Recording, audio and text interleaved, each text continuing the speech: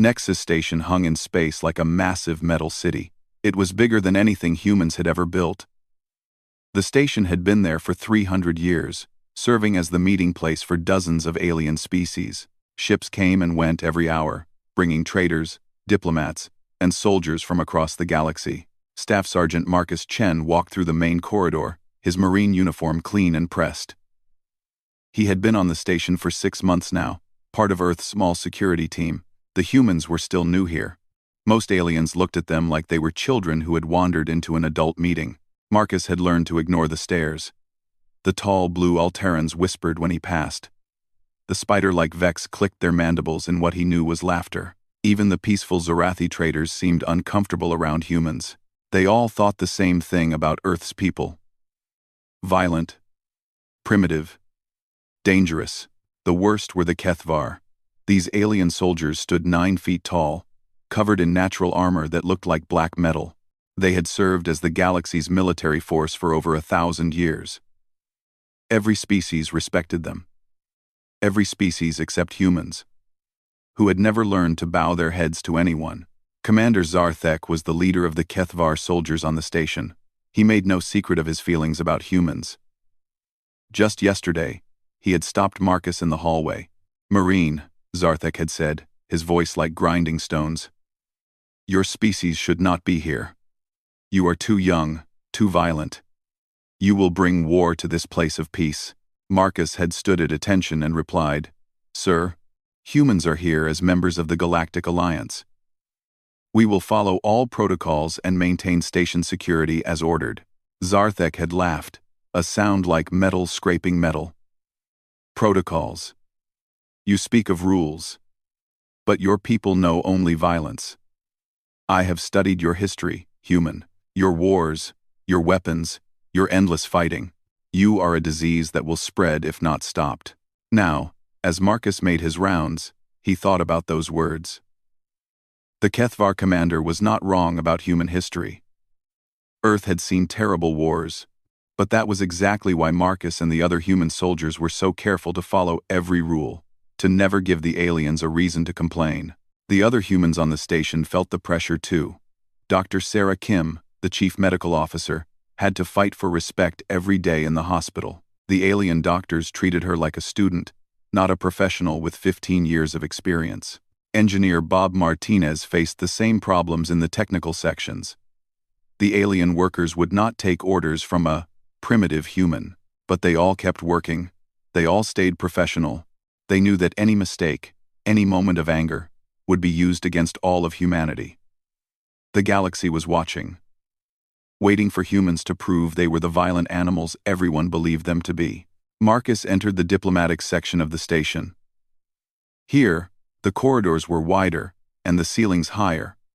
Art from dozens of worlds decorated the walls. The floors were made of some kind of crystal that changed colors as you walked on it. This was where the important meetings happened, where trade deals worth billions of credits were signed. Ambassador Helen Torres was Earth's representative here. She was a small woman with gray hair and kind eyes.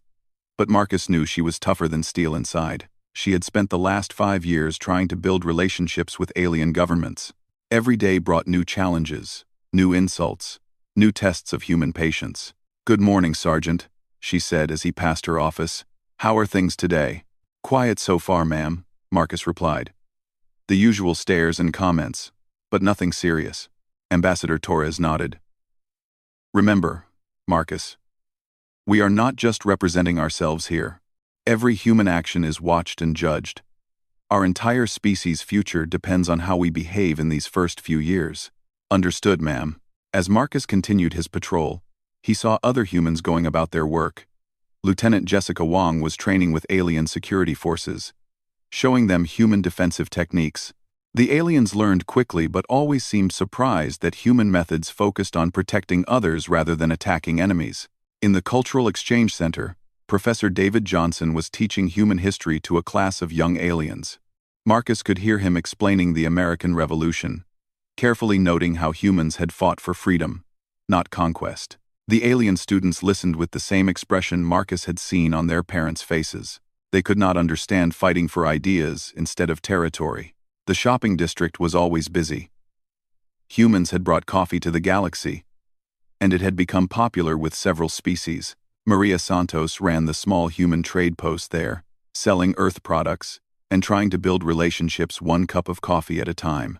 She smiled and joked with customers, but Marcus saw the tiredness in her eyes. Being friendly all the time, even when aliens treated you like dirt, was exhausting.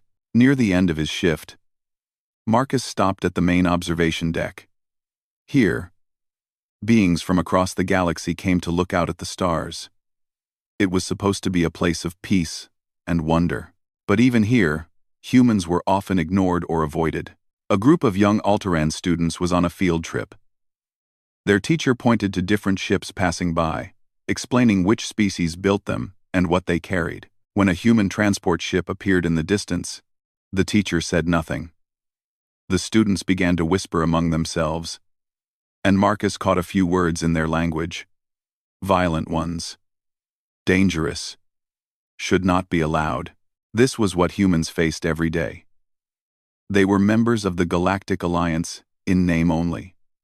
Most species saw them as a mistake. A dangerous experiment that would eventually fail. Every human on the station carried this weight. This knowledge that their entire species was being judged by their actions, but they carried it with pride. They did their jobs with skill and honor. They followed every rule and exceeded every expectation. They were patient when others were rude. They were helpful when others were hostile. They were everything the galaxy said humans could never be. Marcus finished his patrol and headed back to the human quarters. Tomorrow would bring new challenges, new tests of human character. But he was ready. They all were, because they knew that the future of humanity among the stars depended on their ability to prove that Earth's children deserved a place in the galaxy. The main plaza of Nexus Station was crowded with beings from across the galaxy. Tonight was the monthly diplomatic reception, where representatives from different worlds met to discuss trade, politics, and cooperation. The plaza had been transformed for the event. Floating lights cast a warm glow over tables filled with food from dozens of planets. Musicians from the Melodic Consortium played soft harmonies that pleased most species' hearing ranges. Marcus Chen stood at his assigned position near the human delegation table.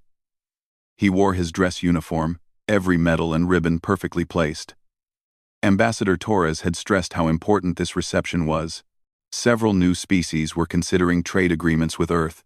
Any problems tonight could set back human progress by months or years. The plaza buzzed with conversation in dozens of languages. Universal translators helped most beings understand each other. But Marcus had learned that much communication happened through body language and tone. Right now, he could see the usual pattern. Alien groups mingled freely with each other, but they kept clear of the human section. Dr. Kim stood near the medical research display, trying to interest alien scientists in human surgical techniques. Her work had saved lives on the station, but the alien doctors still treated her like an amateur. Engineer Martinez demonstrated human construction methods to a group of builders, but they seemed more interested in proving him wrong than learning something new. Commander Zarthek entered the plaza with his usual dramatic flair. The tall Kethvar warrior wore ceremonial armor that gleamed under the lights. Other aliens stepped aside to make room for him, showing the respect his species commanded throughout the galaxy. His forearms moved in precise patterns as he greeted important dignitaries. Marcus watched carefully as Zarthek moved through the crowd. The commander had been looking for an excuse to cause trouble for humans for weeks. He had filed formal complaints about human security procedures, human medical practices, and even human food preparation. Each complaint had been investigated and dismissed, but Zarthek never stopped trying. Sergeant Chen, Ambassador Torres, appeared beside him. Remember, no matter what happens tonight, we cannot afford to give them any reason to complain about human behavior. Understood, ma'am, Marcus replied. I will maintain proper conduct at all times. The ambassador moved away to greet a delegation from the Spiral Arm Trading Company. Marcus returned to watching the crowd, but he noticed something had changed. Several alien groups were looking toward the human section and whispering. The Alteran diplomats had stepped back from their previous positions. Even the normally friendly Zorathi traders seemed nervous. Then Marcus understood. Commander Zarthek was walking directly toward him. The crowd began to part as the massive alien approached. Conversations grew quieter.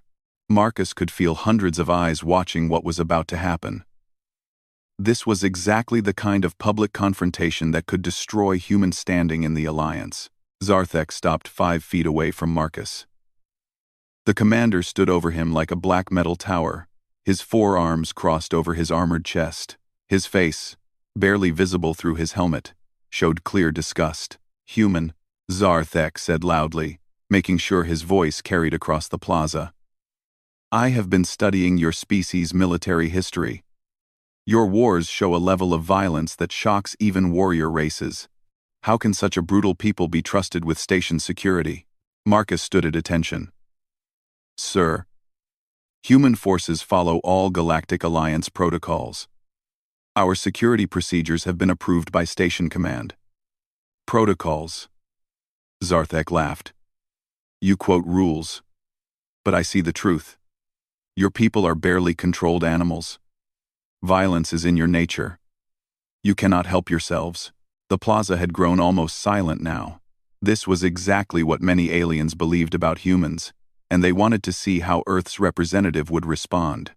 Marcus could see Ambassador Torres watching from across the room, her face pale with worry. "Sir, humans are committed to peaceful cooperation with all Alliance species," Marcus said calmly. "We seek friendship and understanding, not conflict." Zarthek took a step closer. His metal boots rang against the crystal floor. "Friendship? Understanding? Your species knows only dominance and submission. You will show your true nature eventually. Better to reveal it now, before you can cause real damage."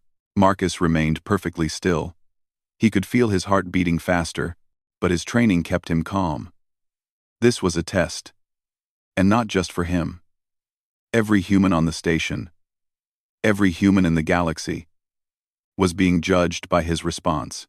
"I respectfully disagree, sir," Marcus said. "Humans value peace and cooperation above all else." "Lies," Zarthek snarled. "You are predators pretending to be peaceful. Let me show everyone what humans really are." Without warning, Zarthek's lower right arm swept across in a massive backhand blow. The impact caught Marcus across the chest and sent him flying backward. He crashed into a table of refreshments, sending alien delicacies flying in all directions. The sound echoed across the suddenly silent plaza. Marcus felt pain shoot through his ribs where the armor had hit him. His lip was bleeding from where his teeth had cut it. For a moment, he lay among the scattered food and broken serving dishes, trying to catch his breath. The plaza erupted in whispers and gasps. Some aliens laughed, pleased to see a human humiliated. Others looked shocked by the unprovoked attack. A few seemed genuinely concerned, but all of them were watching to see what would happen next. This was the moment they had all been waiting for. Now the human would show his true nature. He would either grovel in submission or explode in violent rage. Either response would prove what they had always believed about Earth's people. Marcus slowly pushed himself up from the debris. His uniform was stained with alien food and his own blood. He could taste copper in his mouth. Every eye in the plaza was focused on him, waiting to see the violent reaction they expected. Instead, Marcus stood up straight and adjusted his uniform as best he could. He wiped the blood from his mouth with the back of his hand. Then he looked directly at Commander Zarthek and said in a clear, calm voice, "Is that all, sir?" The silence that followed was complete. No one had expected this response. Not submission, not rage, just professional composure in the face of unprovoked assault. Zarthek stared at him in disbelief. "What did you say?" "I asked if that was all, sir," Marcus repeated. "If you are finished demonstrating your point, I would like to return to my duties." The commander's forearms trembled with rage. This was not how the scene was supposed to play out. The human was supposed to break, to show his violent nature, to justify everything the galaxy believed about Earth's people. "You dare mock me?" Zarthek roared. His second blow was harder than the first, catching Marcus in the stomach and doubling him over. Again, Marcus went down hard. this time striking the crystal floor with a sound that made several aliens wince. Marcus coughed and tasted more blood. His vision blurred for a moment from the pain. But again, he forced himself to stand. Again, he straightened his uniform. Again, he faced his attacker with calm professionalism. "Is that all, sir?" he repeated. The third blow sent him flying into a decorative pillar. The fourth knocked him to his knees. Each time, Marcus got back up. Each time, he asked the same question. Each time, his composure remained unbroken. By the fifth blow, the plaza was dead silent. Even the aliens who had been laughing were now watching in uncomfortable fascination. This was not what any of them had expected from humanity's representative. Commander Zarthek stood over Marcus, breathing heavily from exertion and rage. The human lay on the ground, clearly hurt but still conscious. Still defiant in the strangest possible way. "Stay down," Zarthek growled. "Accept your place." Marcus slowly pushed himself up one more time. Blood ran down his face from a cut over his eye. His uniform was torn and dirty, but his voice remained steady as he said, "Sir, I have duties to perform. If you are finished, I would like to return to them." The commander raised his arm for another blow, but something in the crowd stopped him. The aliens were no longer laughing. They were staring at the human with something that might have been respect, or fear, or both. What they had just witnessed was not what they had expected from humanity at all. The medical bay of Nexus Station was quiet, except for the soft hum of healing equipment. Dr. Sarah Kim worked carefully on Marcus's injuries, while other humans gathered around his bed. Ambassador Torres paced near the window, her face dark with anger and worry. 3 broken ribs, a concussion, and extensive bruising. Dr. Kim reported. "He will recover, but he needs rest." Marcus tried to sit up despite the pain. "Ma'am, I can still perform my duties." "Absolutely not," Ambassador Torres said firmly. "Sergeant, you have done enough. More than enough."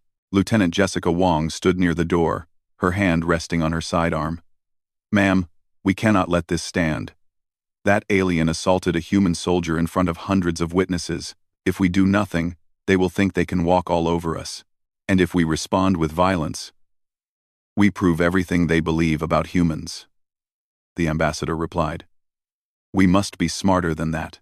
But even as they spoke, something much larger was happening across the galaxy. The diplomatic reception had been broadcast live to every human colony and ship. Millions of people on Earth had watched Commander Zarthek attack Marcus Chen. They had seen their representative maintain his dignity under assault, and they were not pleased. Admiral Sarah Hayes commanded the human fleet stationed just outside the Nexus system. Her ships were officially there for training exercises, but everyone knew they were really there to protect human interests. The Admiral was a veteran of Earth's last major conflict, a woman who understood both warfare and politics. She sat in her command chair aboard the battleship Gettysburg, watching the footage of the assault for the third time. Around her, the bridge crew worked in grim silence. Every person in the fleet had seen what happened to Sergeant Chen. Every person wanted revenge. But Admiral Hayes was thinking about much bigger things than revenge. "Communications," she called. "Open a secure channel to Earth Command." "Channel open, Admiral." The face of General Patricia Morrison appeared on the main screen. The chairman of the Joint Chiefs looked as angry as Admiral Hayes felt. "I assume you saw the broadcast, Admiral." "Yes, ma'am. Every human in the galaxy saw it." "But General, this was not a random act of violence. This was a test." "It is on." General Morrison leaned forward. "Explain." Admiral Hayes called up data files on her screen. "For the past 6 months, our intelligence teams have been monitoring alien communications. The Kethvar have been building a case against human membership in the Alliance. They have been documenting every minor incident, every small conflict involving humans. They have been waiting for us to prove we are the violent species they claim we are. And tonight they tried to force that proof," the general said grimly. "Exactly." Commander Zarthek expected Sergeant Chen to fight back. The entire plaza was full of recording devices. They wanted footage of a human soldier attacking an alien diplomat. That footage would have been shown to every government in the galaxy, as proof that humans are dangerous. Admiral Hayes brought up more files. But there is something else, General. Our intelligence teams have discovered why the HFY are so afraid of us. They have been studying human military history, and they found something that terrifies them. What could terrify a warrior race that has dominated the galaxy for 1,000 years? Our ability to work together. General, every other species in the galaxy fights wars the same way. Individual combat, honor duels, single battles that decide everything. They cannot understand how humans wage war as a single, coordinated organism across entire planets. The Admiral called up historical files from Earth's major conflicts. They studied our world wars, our Cold War, our ability to maintain complex alliances across decades. They realized that humans do not just fight battles, we fight entire civilizations, and we are very, very good at it. General Morrison was quiet for a moment. So they decided to remove us before we became too powerful. Yes, ma'am, but they made a mistake. They assumed we would react the same way their species would react. They thought individual honor was more important to us than species survival. They were wrong. Back on Nexus Station, Ambassador Torres was having a similar conversation with Earth's government. In her private office, she spoke with President Jennifer Walsh via secure communication. Madam President, this assault was not random. This was a deliberate provocation designed to make us look violent and unstable. 1-2. President Walsh nodded grimly. Our intelligence services agree with your assessment, Helen. The question is, how do we respond? We respond the way humans always respond when threatened as a species. Ambassador Torres said. We work together. Across the galaxy, a message was sent on frequencies that only humans used. It appeared to be routine traffic, but every human ship captain, every colony administrator, every trade representative understood what it really meant. The message was simple. Protocol 7 is now in effect. Protocol 7 was something humans had hoped never to use. It was the coordinated response plan for species-level threats. Every human in space knew what it meant, and every human began to act. On Nexus Station, Dr. Kim suddenly discovered that her medical equipment needed routine maintenance that would take several days. Engineer Martinez found critical safety issues with human-built systems that required immediate shutdown. Professor Johnson announced that his cultural exchange program was being temporarily suspended for curriculum review. Maria Santos closed her coffee shop for inventory adjustments. The human transport ships developed engine problems that would delay all deliveries for at least a week. Human research teams stopped sharing data, claiming they needed to review security protocols.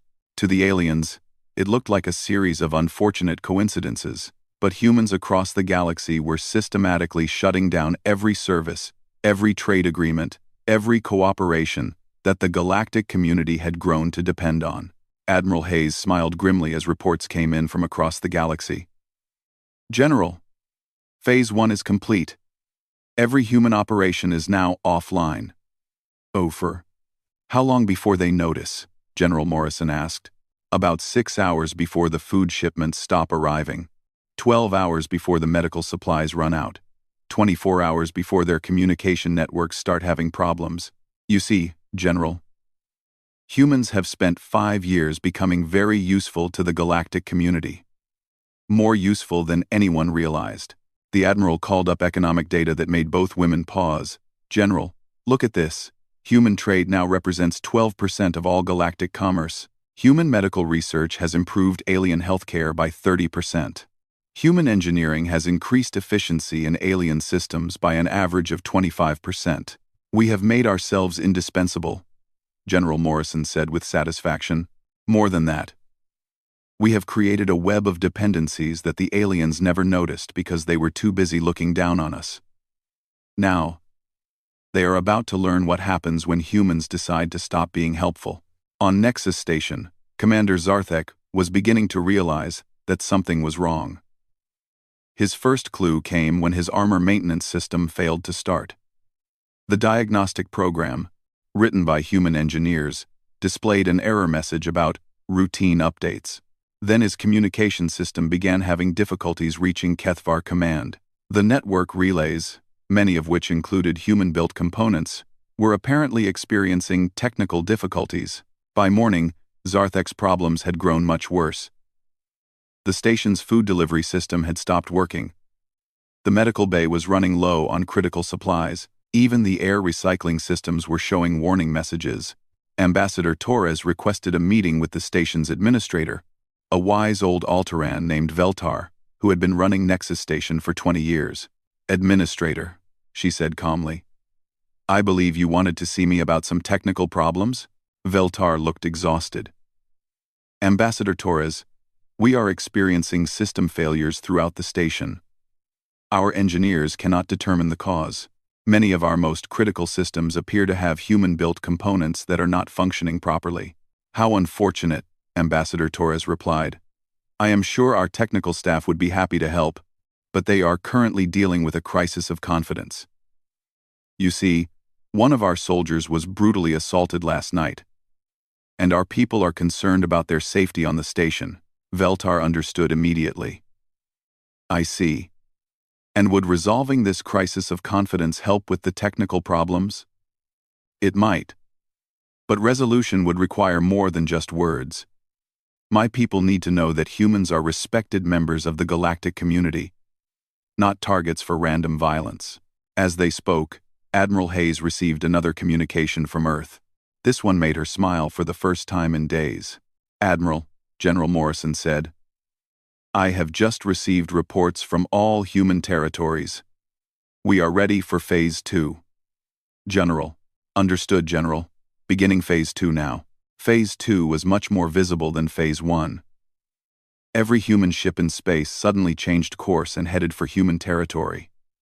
Every human researcher packed up their work and left alien facilities. Every human trader, diplomat, and worker announced that they were returning home for emergency consultations. The galaxy was about to learn what life was like without humans. And based on the early reports Admiral Hayes was receiving, they were not going to like it very much. The Kethvar had made a simple mistake. They had thought that striking one human marine would prove that humans were violent and unfit for galactic society. Instead, they had awakened something much more dangerous than violence. They had awakened human unity. 3 days after the assault on Sergeant Chen, the galactic community was in chaos. What had started as technical problems on Nexus Station had spread across known space like a plague. Every major trade route, every important facility, every critical system seemed to be failing at the same time. On the Alteran homeworld, the capital city's transportation network had stopped working. The magnetic levitation trains that carried millions of passengers each day were offline due to software conflicts in their human-designed control systems. The Alteran engineers who tried to fix the problems found that the code was so complex and interconnected that changing one thing broke 10 others. The Zarathi trading fleets faced a different crisis. Their cargo ships were stranded in space because the navigation systems had developed mysterious errors. The jump gate networks that allowed faster-than-light travel were showing safety warnings that prevented activation. Without human technical support, the traders could not determine what was wrong or how to fix it. The Vex manufacturing worlds discovered that their automated factories had stopped producing anything. The industrial robots that built everything from starships to household goods were displaying error messages in human languages that the Vex could not understand. Months of production were lost while alien technicians tried to decode the shutdown commands. But the crisis went far beyond technology. The galactic food distribution network was collapsing because human agricultural ships had stopped making deliveries. Luxury foods that alien elites had grown to enjoy were no longer available. Coffee, chocolate, and dozens of other Earth crops were suddenly worth more than precious metals. Medical facilities across the galaxy were running out of critical supplies. Human pharmaceutical companies had suspended all shipments, claiming they needed to review safety protocols. Alien patients who depended on human-developed treatments found themselves facing shortages that could cost lives. The economic impact was staggering. Stock markets crashed as investors realized how dependent the galaxy had become on human goods and services. Trade agreements worth trillions of credits were suspended. Entire industries shut down because they could not function without human components or expertise.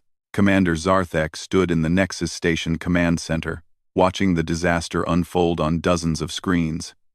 His armor, still waiting for maintenance that would never come, was beginning to smell. His communication systems were limited to basic functions.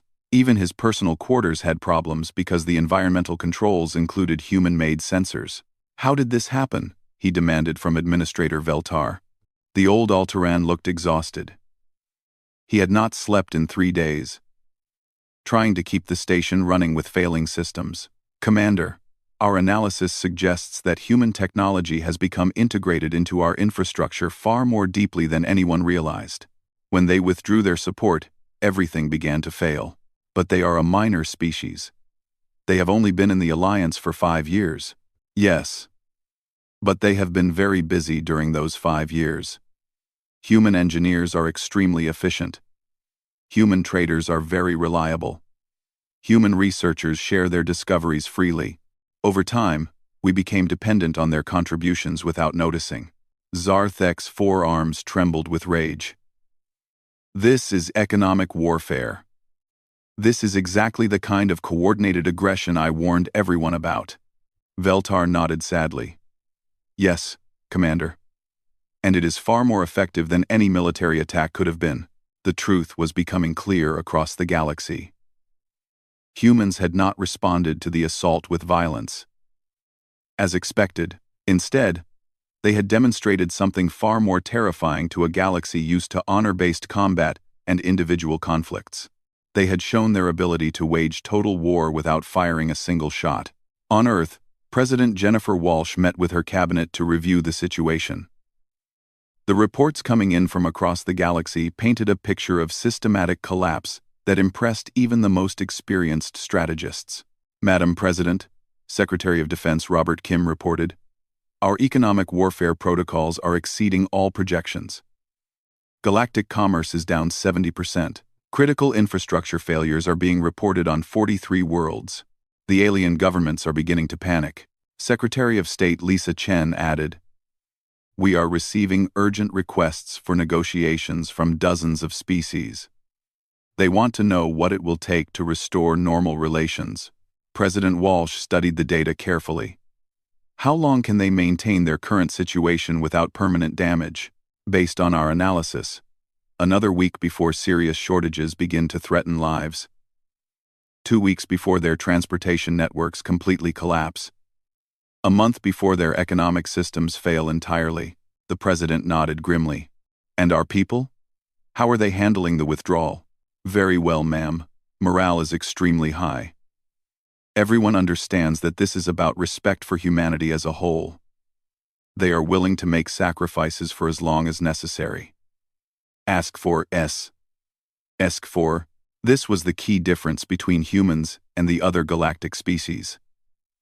When threatened, humans did not think about individual honor or personal gain. They thought about species survival and worked together toward common goals. This ability to coordinate on a massive scale was what made them truly dangerous. Admiral Hayes was receiving similar reports from the human fleet. Every ship captain had followed orders perfectly. Every crew member understood their role in the larger strategy.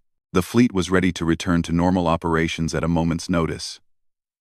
But they were also prepared to maintain their withdrawal for months if necessary. Admiral, her communications officer reported, we are receiving urgent messages from alien fleets throughout the sector. They are requesting emergency meetings to discuss the crisis. Ignore them, Admiral Hayes ordered. All communications must go through diplomatic channels. We do not negotiate with individual military commanders.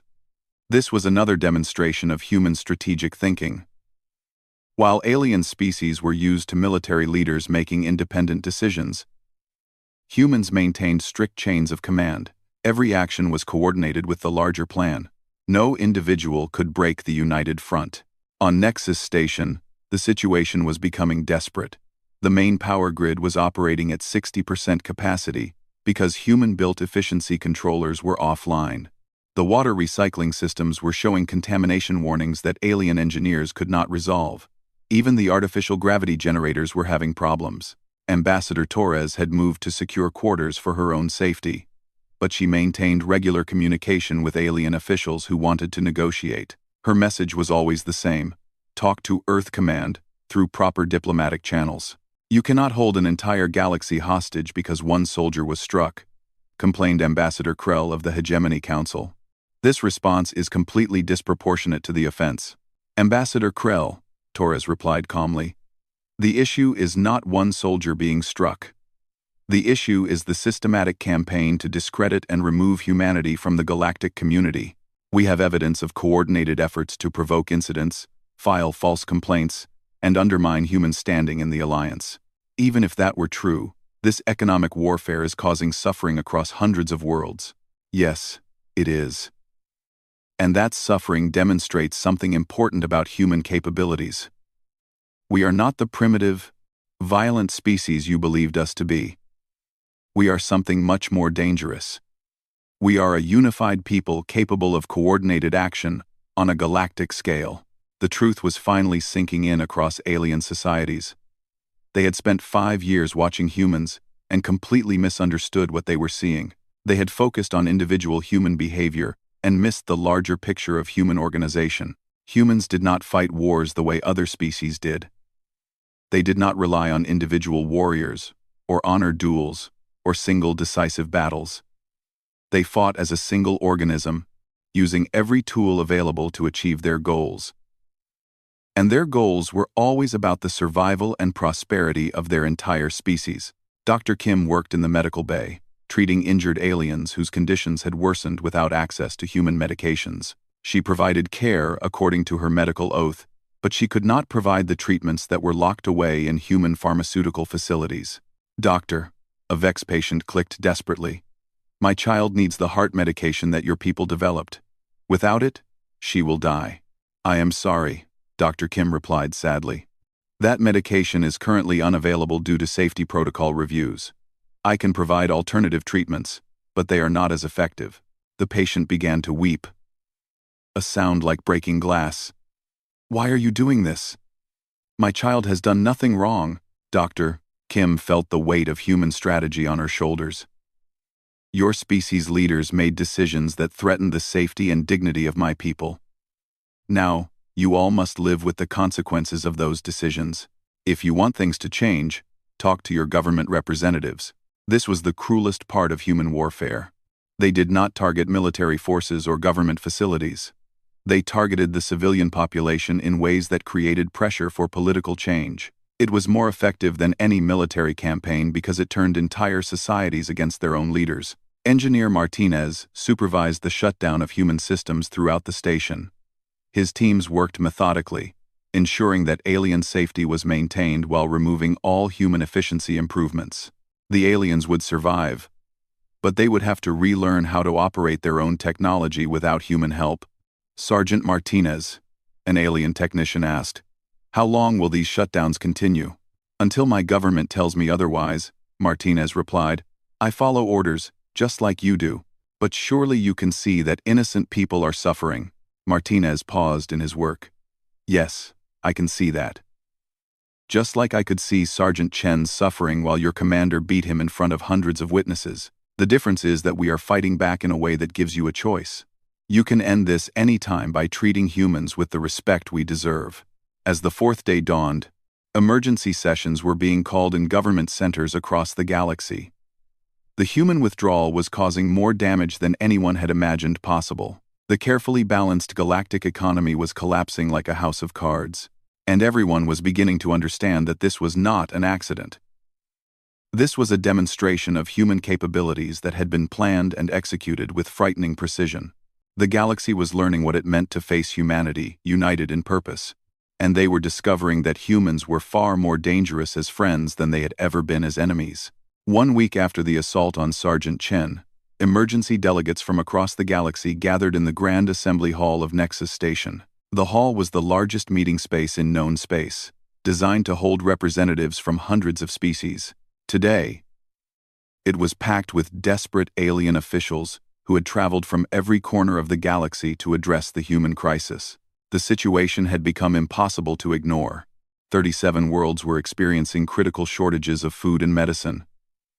Transportation networks, serving billions of beings, had collapsed. The galactic stock market had lost 60% of its value. Several smaller governments were facing complete economic collapse. And through it all, humans maintained their peaceful withdrawal with machine-like precision. Administrator Veltar called the emergency session to order. His voice carried exhaustion and desperation as he addressed the assembly. Fellow beings, we face the greatest crisis in the history of the Galactic Alliance. The withdrawal of human cooperation has created problems that threaten the stability of our entire civilization. Murmurs of agreement and fear rippled through the crowd. Species that had barely acknowledged each other in the past were now united in their concern about the human response. We must find a solution, continued Veltar. Our peoples are suffering. Our economies are failing. Our very way of life is threatened. Today, we will hear from Admiral Sarah Hayes, representing humanity, about what it will take to restore normal relations. Admiral Hayes entered the hall with a small human delegation. She wore her full dress uniform with every medal and ribbon earned during Earth's conflicts. Her bearing was professional and confident, showing no sign of the stress that was crushing alien governments across the galaxy. The aliens watched her carefully as she approached the central speaking platform. This was the woman who commanded the human response that had brought their civilization to its knees. They expected threats, demands, or evidence of the violent nature they believed all humans possessed. Instead, Admiral Hayes spoke in a calm, clear voice that carried to every corner of the hall.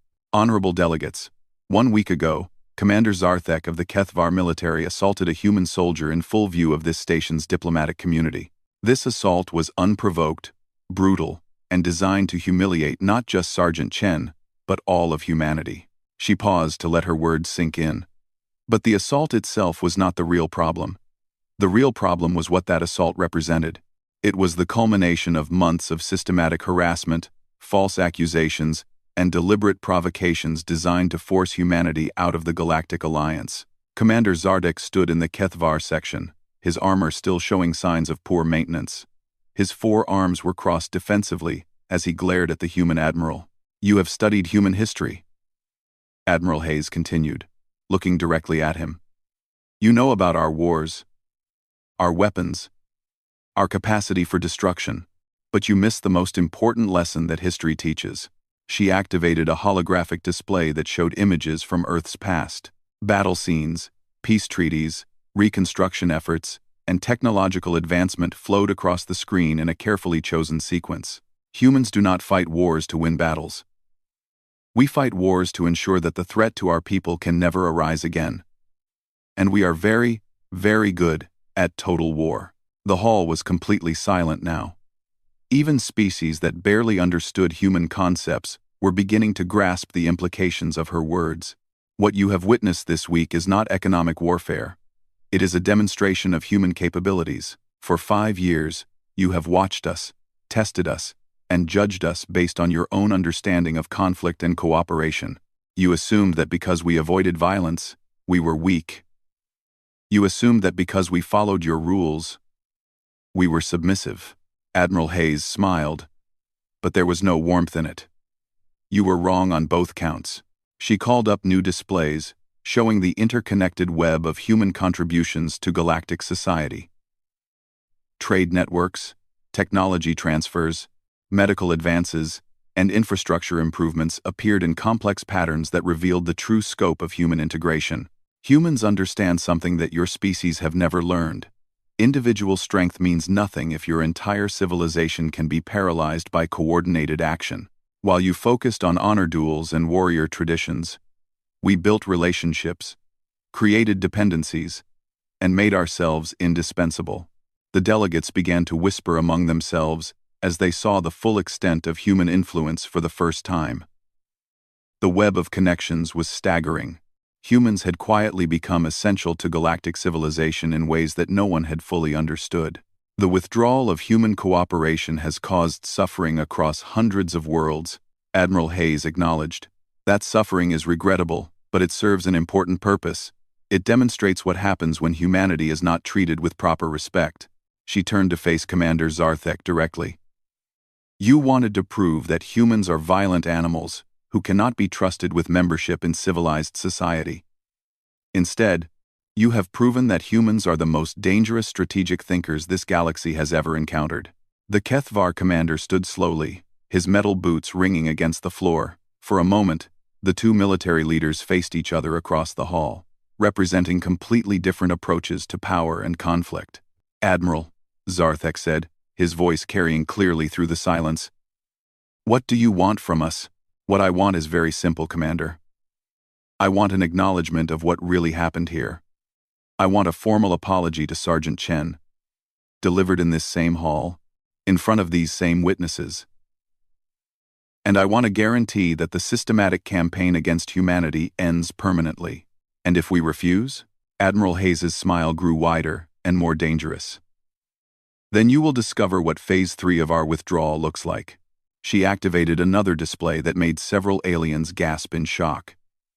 It showed human military assets throughout the galaxy, previously hidden or disguised as civilian installations, defensive platforms, supply bases, and fleet positions that revealed humanity's true strategic reach. "You see, Commander, while you were studying our history of warfare, we were quietly preparing for the possibility that peaceful coexistence might not be possible. We hoped we would never need these preparations, but hope is not a strategy." The implications hit the alien delegates like a physical blow. Humans had not just been trading and building relationships for 5 years. They had been positioning themselves for exactly this kind of confrontation. Phase 3 would involve the complete withdrawal of humanity from galactic society. Admiral Hayes explained. Every human would return to Earth space. Every human installation would be destroyed or abandoned.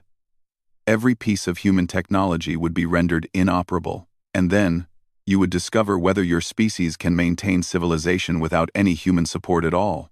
The hall erupted in frightened whispers. The idea of complete human withdrawal was terrifying. The week-long demonstration had already brought the galaxy to the edge of collapse. Complete withdrawal would mean economic and technological catastrophe on an unimaginable scale. But Admiral Hayes was not finished. Of course, isolated in Earth space, humanity would need to ensure its own security. We would need to assume that the rest of the galaxy was hostile to our interests. Our defensive preparations would reflect that assumption. The threat was clear without being stated directly. Humans would not attack the galaxy, but they would be ready to defend themselves against any future attempts at suppression. And given what the aliens had just learned about human strategic capabilities, that defense would be formidable. Commander Zarthek looked around the hall at the terrified faces of delegates from across the galaxy. His own people, the proud HFY warriors, were staring at him with expressions of horror.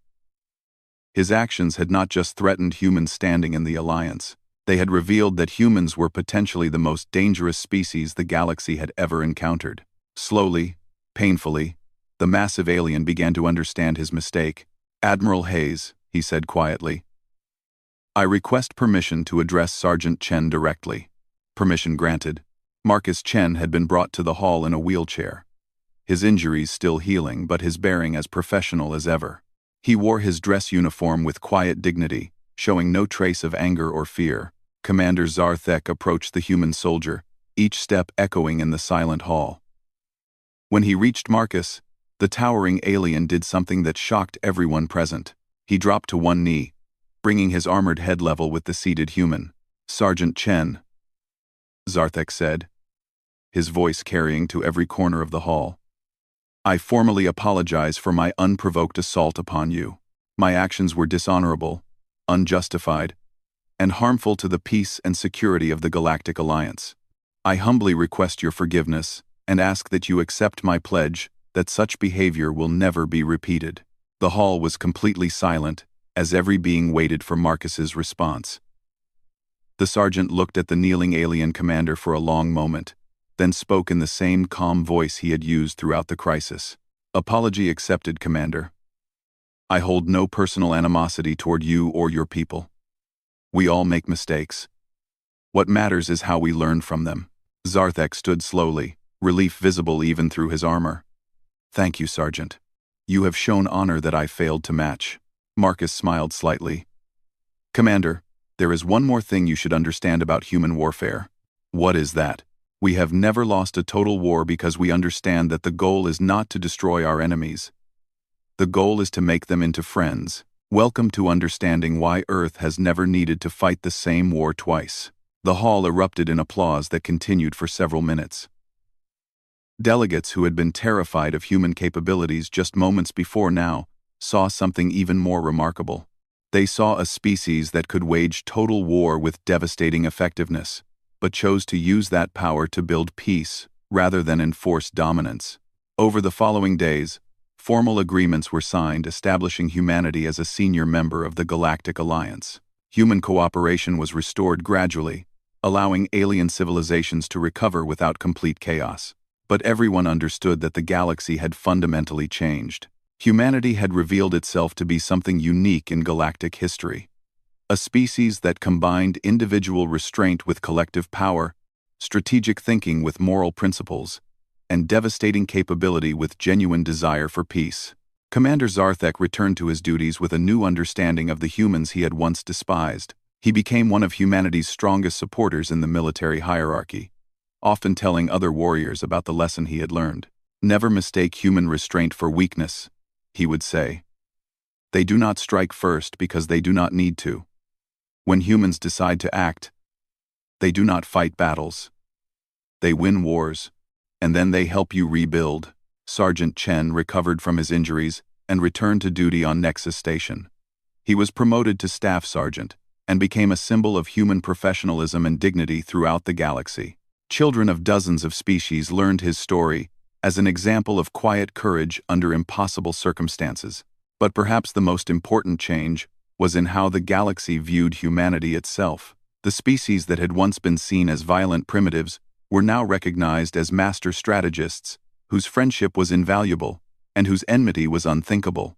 And in the quiet moments when alien leaders met privately to discuss galactic affairs, they all agreed on one thing.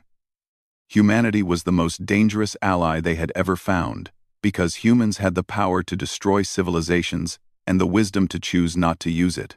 The galaxy was safer with humans as friends, and everyone was very careful to keep it that way.